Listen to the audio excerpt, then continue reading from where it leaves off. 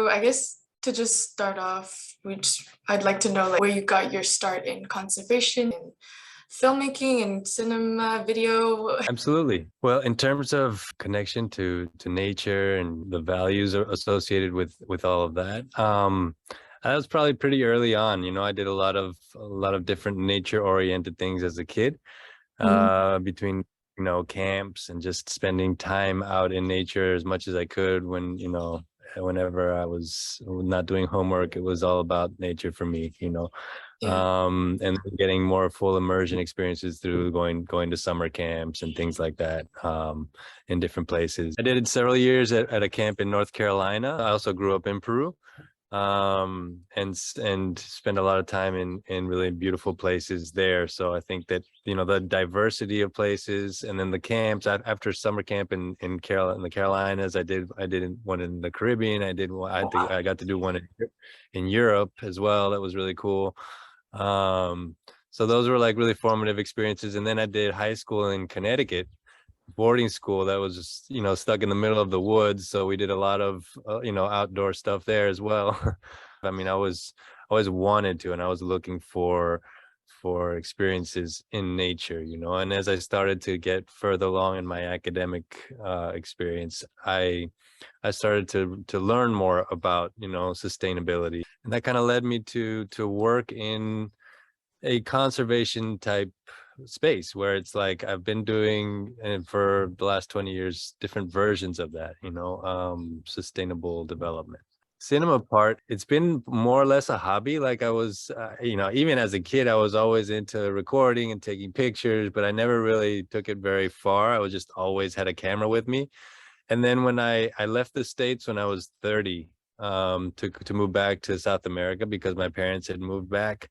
But before I moved back, I traveled the world for a while, and I went to a bunch of different places, including the Himalayas, right? And it's like, Wow. Oh my so I gosh. obviously took cameras wherever I went. And when I was in the Himalayas, I had this crazy experience. I've been talking about, sustainability stuff, this a climate change experience back in 2010, where there was this flooding that happened and we were in the middle of it. And so like I filmed all of that, and then eventually it was so intense as an experience that I put together like a little quasi documentary about it. I got a fair amount of attention because I was like the only person who filmed some one of the flooding events, like the actual moment of bridges being torn down and stuff like that. So that got me more and more interested in doing that type of work, even though I have never actually professionally gone into doing it. Mhm.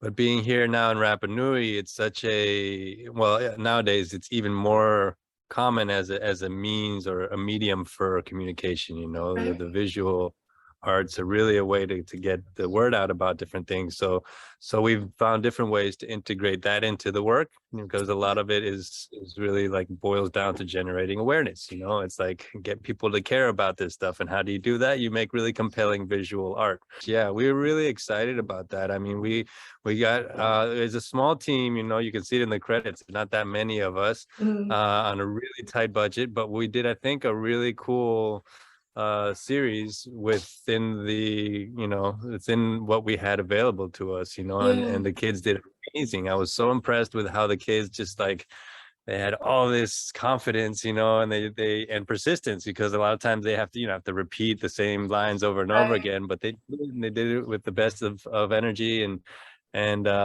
it was like seeing how because the whole initiative is like empowering young people, right? With like they can be the change makers. They can literally influence others and make change happen, and I saw that coming through with the way that they participated. They were like, in the process, they were becoming empowered, and that was really cool. I think Yeah. that kind of comes through in the videos themselves. Yeah, and in both cases too, they kind of get that knowledge from their grandmother or, someone in the family kind of passing down that knowledge and kind of understanding the depth of why it's so important, which, yeah, like you said, it translated so well. So, Yeah, that's that aspect is like a something that we thought was really important in general, obviously, to have the intergenerational dialogue and connection.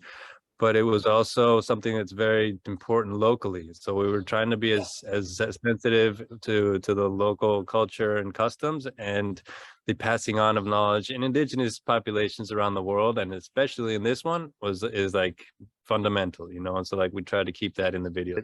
But nowadays it's like, the truth of the matter is it really boils down to the message. Obviously there's a quality thing, you know, like you want it to be good quality in the technical side, but doesn't take a huge amount of doing. You don't need massive cameras nowadays for that. You just need somebody with the basic good equipment and an idea of what, you know, the shot should look like. But then it's about organizing, it's about the team, it's about the purpose, the intention behind the video, the, you know, thinking it through in terms of how you're going to present it and all that. That's really where the magic happens, you know, and anybody can do that. It doesn't take a huge amount to do. Yeah, it's like storytelling at the base of it, you know, in a Right. visual. And that's actually what, yeah. yes, exactly, in the visual medium. And the fact that it wasn't really that difficult or expensive to do, once it was produced and we saw the impact of the effect, made me start thinking like, how cool would it be to have this sort of approach to getting awareness about an issue become a commonplace thing, you know? What if like other indigenous populations somewhere else in the world saw these and were like, how cool, we can do something just like that here, you know? Right. And did a similar model approach to the video, getting out whatever it is, that the theme, it could be any kind of a theme, but, you know, using a kid as a protagonist and an elder as somebody who they interact with, and then get out some of the best practices as well as some of the cultural, you know, ways that they used to do it, type of thing. Is there a reason why you have been honing in on youth in conservation specifically? Absolutely. The mayor invited me to join up because he is in developing a relationship with the United Nations so that the island may become it's called a territorio espejo. It's like a mirror to the world, you know, like an exemplary, ideally an exemplary place in terms of the implementation of the sustainable development goals, right? And so we have a long way to go, but like he's like, we need, you know, professionals who can help us, you know, get us oriented. And so I came on board with that intention. And as we got into it, you know, it's obvious that like all sustainable issues boil down to values, right? And so like, to what extent are the collective values strong enough to counteract all of the trappings of modern society, if you will? And how do you foment those values? And then, you know, like we started to get into the role of the institution, you know, itself, which had all these issues, and we started to work on those issues with the adults, you know, and we got some progress, but, you know, it's tough going. And after a while, it's like, you know, what we really need and should be doing is focusing our energy on the younger generations, because that's where we can, you know, that's where there's still a lot of malleability and like and energy and vision and innocence and all these other great qualities that young people possess, you know. And so we started to focus in on that. And I actually had already been working. One of the first things I did when I came was to try to implement a methodology that I got to know when I was living in Peru. Before coming here, we lived in Lima, and I got to know, in fact, a very close friend and was my neighbor, the founder of ANIA, it's the Asociación para la Niñez y su Ambiente. His name is Joaquin Leguía, and he's a leader in the region for connecting young people to nature. His foundation has been doing it for over 25 years, and he said, you know, if you can take the methodology to Rapa Nui, would be amazing to have it out there. And I did, and we managed to get it implemented in the schools, and so that was a big part of the work. And one of the results of that was or an evolution, I guess, of that natural process of bringing that methodology here, was to get look for different ways to empower young people beyond this. The methodology itself is oriented toward like school gardens, and the kids have their own spaces that they plant, they care for, and, you know, and they learn about a number of different issues, and they become they empowered by that process, where it's also associated to creativity and creating art and creating music and books and all kinds of stuff. And that's where the videos eventually came around. But it was also a result of so one of the things that he managed to do in Peru was to get one of the municipalities, the municipality of Lima, to implement a municipal ordinance legislation, local legislation that recognizes young people as change makers for sustainable development. And he said, well, you want to try taking that to Rapa Nui? I said, oh, let's do it, And we managed to do it. And it was, so it was like in April of this year, it was approved unanimously, and everybody's like, okay, this is great. But nobody really knows what it means, but it sounds great, It's like, but what it means is we need to start looking for ways to actually do it. And the videos were the first step toward doing that. It's like, this is how we recognize, we empower them, we give them the camera, and then give them the confidence and work with them and empower them so they take the message and they can inspire other people through that. Now, the ideation process is a fascinating one, and it involves a number of different people. The ideation process was very collaborative. It was like, let's talk to this, the grandmother over here who knows a lot about the earth, and let's talk to this old guy here because he's an expert on the water issues and things like that. So like, and the lady who's worked in medicinal plants, that's the lady who shows in the video. She's the one who's been an expert in that field for decades. And the kid in that video is my son, Kai. He went and did the casting all by himself, and he got selected. It was really cool. And the guy who he interacts with, it was a close friend, and it was also randomly selected. He works at CONAF, which is the National Forestry Association, and basically his job is caring for the soil and planting trees. So he's like a local expert in that. So that was a lot of what the ideation came about by identifying the local leaders in each one of those disciplines. You already kind of touched on it a bit, how you guys are continuing this project, but I guess my last question was more so, do you have other projects in the future that you're excited about, or that you're looking forward to, or that you'd like to start? Yes, we're all at Twitter about continuing. It's really exciting. In fact, I'm just starting now to the process of ideation around the next 4 videos that are going to cut the sort of continuation of this model that we came across, that we created.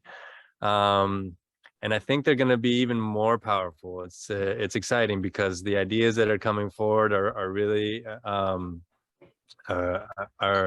are really cool, and they go a little bit deeper. They go into more of the tradition, more of the culture, the local way of doing things, more of the unique aspects of that make this island so magical and mystical, like. So that I think we'll do